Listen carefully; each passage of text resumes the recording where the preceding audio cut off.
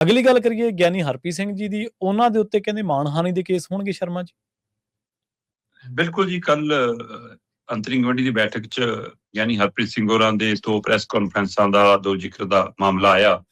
ਇੱਕ ਗੁਰਦੁਆਰਾ ਭੱਠਾ ਸਾਹਿਬ ਨੂੰ ਲੈ ਕੇ, ਇੱਕ ਗੁਰਦੁਆਰਾ ਅੰਬ ਸਾਹਿਬ ਨੂੰ ਲੈ ਕੇ।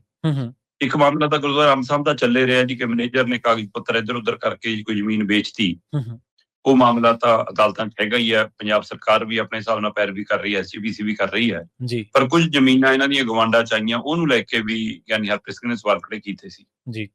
ਤੇ ਉਸ ਤੇ ਕਹਿ ਰਹੇ ਨੇ ਜੀ ਕਿ ਸਾਰਾ ਕੁਝ ਕਾਨੂੰਨੀ ਤੌਰ ਤੇ, ਦਸਤਾਵੇਜੀ ਤੌਰ ਤੇ ਸਹੀ ਹੋਇਆ ਹੈ, ਜਾਣ ਕੇ SGPC ਨੂੰ ਬਦਨਾਮ ਕੀਤਾ ਜਾ ਰਿਹਾ ਹੈ। ਤੇ ਇਹ ਜਾਣਬੁੱਝ ਕੇ ਗਿਆਨੀ ਹਰਪ੍ਰੀਤ ਸਿੰਘ ਸਿਆਸਤ ਕਰ ਰਹੇ ਨੇ। ਇਸੇ ਤਰ੍ਹਾਂ ਗੁਰਦੁਆਰਾ ਭੱਠਾ ਸਾਹਿਬ ਦੀ ਜ਼ਮੀਨ ਦੇ ਮਾਮਲੇ 'ਚ ਵੀ ਧਾਮੀ ਹੋਰਾਂ ਨੇ ਆਪਣੀ ਸਫਾਈ ਦਿੱਤੀ ਕਿ ਨਹੀਂ, ਅਜਿਹਾ ਕੁਝ ਨਹੀਂ ਜੋ ਗਿਆਨੀ ਹਰਪ੍ਰੀਤ ਸਿੰਘ ਕਹਿ ਰਹੇ ਨੇ। ਗਿਆਨੀ ਹਰਪ੍ਰੀਤ ਸਿੰਘ ਹੁਣ ਧਾਰਮਿਕ ਸ਼ਖਸੀਅਤ ਨਹੀਂ ਹੈਗੇ ਜੀ, ਉਹਨਾਂ ਦਾ ਪਿਛੋਕੜ ਧਾਰਮਿਕ, ਉਹਨਾਂ ਰਾਜਨੀਤਿਕ ਵਿਅਕਤੀ ਨੇ, ਰਾਜਨੀਤਿਕ ਪਾਰਟੀ ਦੇ ਮੁਖੀ ਨੇ। ਤੇ ਇਸ ਲਈ ਉਹਨਾਂ ਦਾ ਫਿਰ ਪਲਟਵਾਰ ਰਾਜਨੀਤਿਕ ਤਰੀਕੇ ਕਰਨ ਵਾਲੇ ਆਉਂਦਾ ਹੈ। ਕਿਉਂਕਿ ਜਦੋਂ SGPC ਨੇ ਅੰਤਰਿੰਗ ਕਮੇਟੀ ਦੀ ਬੈਠਕ ਤੋਂ ਬਾਅਦ 2 ਮਾਮਲਿਆਂ ਦਾ ਹਵਾਲਾ ਦੇ ਕੇ ਕਿਹਾ ਜੀ ਕਿ ਜੀ ਜਾਂ ਤਾਂ ਉਹ ਮਾਫੀ ਮੰਗ ਲੈਣ ਤੁਰੰਤ, ਨਹੀਂ ਤਾਂ ਫਿਰ ਅਸੀਂ 2 ਗੁਰੂ ਘਰਾਂ ਦੇ ਮੈਨੇਜਰਾਂ ਨੂੰ ਕਹਾਂਗੇ ਕਿ ਉਹ ਮਾਣਹਾਨੀ ਦਾ ਕੇਸ ਕਰ। ਠੀਕ ਹੈ। ਤੇ ਉਹ ਕਹਿੰਦੇ ਵੀ ਠੀਕ ਹੈ, ਫਿਰ ਮੈਂ ਹਰ ਗੁਰੂ ਘਰ ਦੇ ਵਿੱਚ ਜੋ ਚੱਲ ਰਿਹਾ ਰੋਜ਼ ਖੋਲ੍ਹ ਦਿਆ ਕਰੂੰਗਾ, ਰੋਜ਼ ਮਾਣਹਾਨੀ ਦਾ ਕੇਸ ਪਾ ਦਿਆ ਕਰੋ।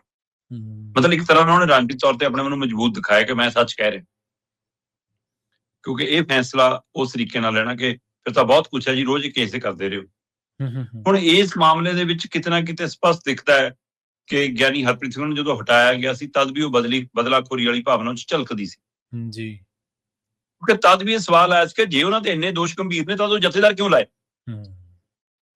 ਜੋ ਇੰਨੇ ਗੰਭੀਰ ਮਾਮਲਿਆਂ ਚ ਘਿਰੇ ਸੀ ਤਾਂ ਜਥੇਦਾਰ ਕਿਉਂ ਲਾਏ ਗਏ?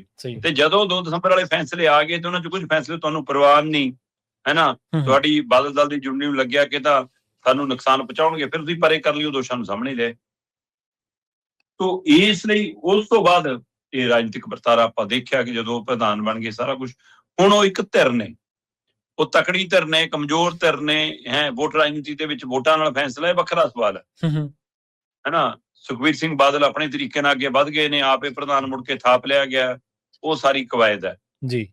ਪਰ ਉਹਦੇ ਵਿਚਾਲੇ ਇੱਕ ਨਾ ਇੱਕ ਤਾਂ ਗੱਲ ਹੈ ਕਿ ਪੁਨਰ ਸੁਰਜੀਤ ਅਕਾਲੀ ਦਲ ਦਾ ਕੋਈ ਵੀ ਫੈਸਲਾ ਬਾਦਲ ਧਿਰ ਦੀ ਨਜ਼ਰ ਤਾਂ ਖਿੱਚਦਾ ਅਜੇ ਵੀ।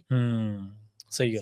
ਇਸੇ ਲਈ ਤੁਸੀਂ ਉਹਨਾਂ ਦੀ ਟਿੱਪਣੀ ਨੂੰ ਉਹਦੇ ਨਾਲੋਂ ਵੱਧ ਤਾਂ ਕਦੇ ਰਵਨੀਤ ਬਿੱਟੂ ਬੋਲ ਪਿਆ, ਕਦੇ ਹੋਰ ਪਾਰਟੀ ਲੀਡਰ ਬੋਲ ਪਿਆ, ਉਹਨਾਂ ਦੇ ਕਿੰਨੇ ਮਾਣਹਾਨੀ ਤੇ ਕੇਸ ਕਰ ਦਿਓ। ਸਹੀ ਹੈ, ਬਿਲਕੁਲ। ਇਹਨਾਂ ਨਾਲੋਂ ਘਟੀਆ ਸ਼ਬਦ, ਘਟੀਆ ਬੋਲੀ, ਮਤਲਬ ਕੱਲ ਰਵਨੀਤ ਸਿੰਘ ਬਿੱਟੂ ਤਾਂ ਸਿੱਧਾ ਕਹਿ ਰਿਹਾ ਸੀਗਾ ਵੀ ਕਿ ਚਿੱਟੇ ਦੀ ਹੱਟੀ ਇਹਨਾਂ ਨੇ ਖੋਲੀ ਵੀ ਹੈ, ਚਿੱਟਾ ਇਹ ਲੈ ਕੇ ਆਏ ਨੇ, ਹੈਨਾ, ਕਰੋ ਮਾਣਹਾਨੀ ਦਾ ਕੇਸ ਉਹਤੇ, ਹੈਨਾ। ਉਹ ਤਾਂ ਇੱਥੋਂ ਤੱਕ ਕਹਿ ਰਿਹਾ ਕਿ ਬਈ ਮਤਲਬ ਕਿ ਇਹਨਾਂ ਨੇ ਬੇਅਦਬੀਆਂ ਕਰਾਈਆਂ ਨੇ। ਸਹੀ ਹੈ, ਸਹੀ ਹੈ, ਬਿਲਕੁਲ। ਨਹੀਂ, ਗੱਲ ਇਹ ਹੁੰਦੀ ਹੈ ਕਿ ਇਹਨਾਂ ਦੇ ਰਾਜ 'ਚ ਬੇਅਦਬੀਆਂ ਹੋਈਆਂ ਨੇ, ਉਹ ਸਿੱਧਾ ਕਹਿ ਰਿਹਾ, ਕਿਉਂਕਿ ਉਹ ਅਦਾਲਤ ਫੈਸਲਾ ਕਰੂਗੀ ਕਿ ਦੋਸ਼ੀ ਹੈਗੇ ਕਿ ਨਹੀਂ ਹੈਗੇ। ਤੇ ਪਰ ਬਿੱਟੂ ਸਿੱਧਾ ਕਹਿ ਰਿਹਾ ਫਿਰ ਕਰੋ ਮਾਣਹਾਨੀ ਦਾ ਕੇਸ ਉਹਦੇ ਤੇ। ਬਿਲਕੁਲ। ਤੇ ਇਹਦਾ ਮਤਲਬ ਕਿਤੇ ਨਾ ਕਿਤੇ ਗਿਆਨੀ ਹਰਪ੍ਰੀਤ ਸਿੰਘ ਦੀਆਂ ਚੋਭਾਂ ਤੁਹਾਡੇ ਚੁਭ ਰਹੀਆਂ ਨੇ, ਤੇ ਬਿੱਟੂ ਦੇ ਬੋਲਣ ਤੁਸੀਂ ਕਹਿੰਦੇ ਹੋ ਜੀ ਇਹਦੇ ਪਰਵਾਹ ਨਾ ਕਰੋ ਜੀ, ਇਹਦੀ ਅਣਦੇਖੀ ਕਰ ਦਿਓ ਜੀ। ਪ੍ਰੈਸ ਕਾਨਫਰੰਸ ਕੀਤੀ ਅਕਾਲੀ ਦਲ ਨੇ ਕਿ ਅਣਦੇਖੀ ਕਰ ਦਿਓ ਜੀ, ਇਹ ਨਵਾਂ ਭਾਜਪਾ ਹੀ ਬਣਿਆ, ਇਸ ਲਈ ਜ਼ਿਆਦਾ ਚੀਕਾਂ ਮਾਰਦਾ।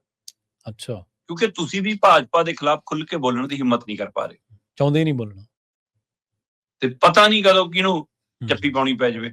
ਇਹ ਸਾਰੇ ਅਕਾਲੀ ਦਲਾਂ ਦੀ ਦੁਵਿਧਾ ਇਹੀ ਹੈ। ਸਹੀ ਗੱਲ। ਤੋ ਇਸ ਸਥਿਤੀ ਦੇ ਵਿੱਚ ਜਦੋਂ ਫਸੇ ਹੋਵੋ ਫਿਰ ਤੁਸੀਂ ਟਕਰਾਅ 'ਚ ਪੈਂਦੇ ਹੋ। ਇਹ ਟਕਰਾਅ ਵਿਅਕਤੀਆਂ ਲਈ, ਮੈਂਬਰਾਂ ਲਈ, ਅਹੁਦੇਦਾਰਾਂ ਲਈ ਹੋਵੇ ਨੁਕਸਾਨਦੇਹ ਜਾਂ ਫਾਇਦੇਮੰਦ, ਵੱਖਰਾ ਸਵਾਲ ਹੈ। ਪਰ ਇਹ ਪੰਜਾਬ ਲਈ, SGPC ਲਈ, ਸਿੱਖ ਸਿਧਾਂਤਾਂ ਲਈ, ਅਕਾਲੀ ਦਲ ਲਈ, ਖੇਤਰੀ ਪਾਰਟੀ ਲਈ, ਪੰਥ ਲਈ ਬਹੁਤ ਖਤਰਨਾਕ ਹੈ ਜੀ। ਪੰਜਾਬ ਚਾਹੁੰਦਾ ਵੀ ਲੀਡਰ ਕੋਈ ਹੋਵੇ ਅੜ ਕੇ ਗੱਲ ਕਰਨ ਵਾਲਾ, ਜਿਵੇਂ ਆਪਾਂ ਕੱਲ ਪਰਸੋਂ ਵੀ ਗੱਲ ਕੀਤੀ ਸ਼ਰਮਾ ਜੀ ਖਬਰਾਂ ਦੇ ਵਿੱਚ, ਕਿ ਕਿਹੋ ਜਿਹਾ ਲੀਡਰ ਚਾਹੁੰਦਾ ਪੰਜਾਬ।